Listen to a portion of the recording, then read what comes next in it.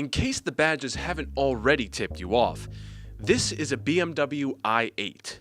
Now, BMW is best known for creating the world's premier sports sedan, but as you can see, this isn't one of them. Yet it is quite possibly the future of all cars.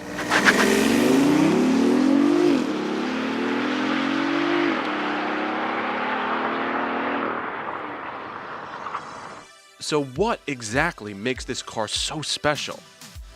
A body design straight out of a Hot Wheels catalog with dramatic flourishes and flares sitting atop a carbon fiber frame. Massive 20-inch wheels with equally gigantic brakes.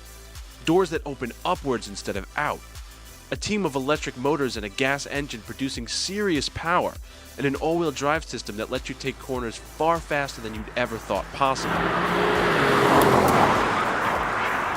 It's a laundry list of items you find on million-dollar hypercars, on a BMW that costs $135,000. Now that sounds like a lot of money, and on the surface, yes, it's a staggering amount. But when you consider that the i8 is a tenth of the price of the current hybrid hypercars while still sharing a lot of the traits, you have to be impressed.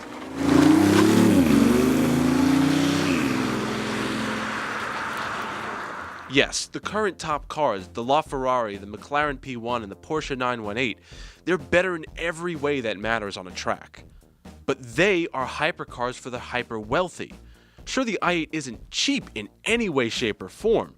If you can afford one, it means you're still living well above the norm.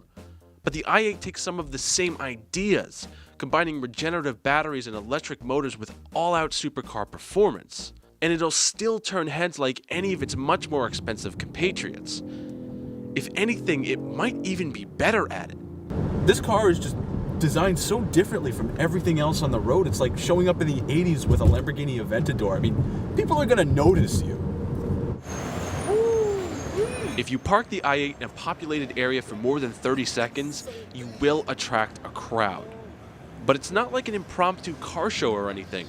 I mean, sure, car people love it, but regular people love it too. There's just something about the way the i8 looks. It feels much more approachable than a Ferrari or a Lamborghini. All those curves and dashes and the open wings on the body, it looks like it's still a concept car. The same kind of thing people gawk at and fawn over at the Geneva Motor Show. BMW really didn't change much from the actual concept car, and the result is, well, just look at it. Thankfully, you can always make a quick getaway. There's an electric motor powering the front wheels hidden under the hood, and a 1.5-liter turbocharged 3-cylinder gas engine from a Mini Cooper in the back, powering the rear wheels. There's also a smaller helper electric motor that runs some of the car's accessories and fills in power gaps between the two main motors. Combined, the system delivers 357 horsepower and 420 foot-pounds of torque. Unfortunately, unless you're a BMW mechanic, you won't be able to see either of these things up close. But honestly, you won't care, because the i8 is downright quick. It's eerie though.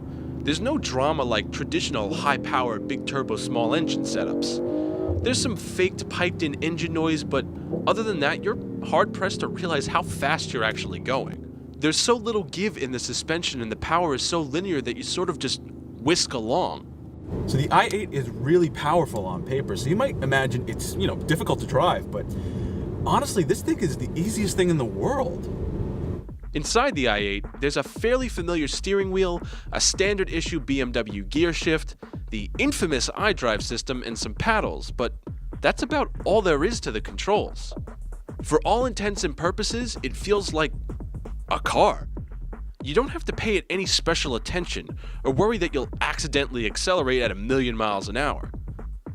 In spite of the car's dramatic appearance, there really is no challenge to driving it. Well, at least not in the traditional sense. You can't exactly see out of the i8, so those cameras are kind of a necessity.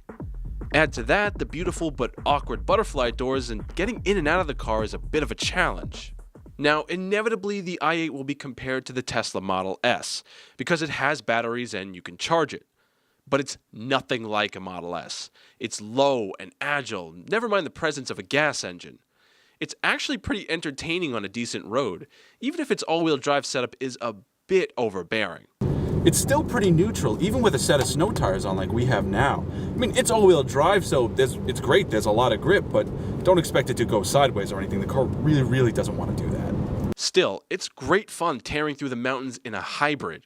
For those of us who love traditional cars, that has always been a dirty word. We think of the Prius. But when a hybrid is done like this, when it can be this fast while still fuel efficient and fantastic to look at, if this is the future, I think we'll all be okay.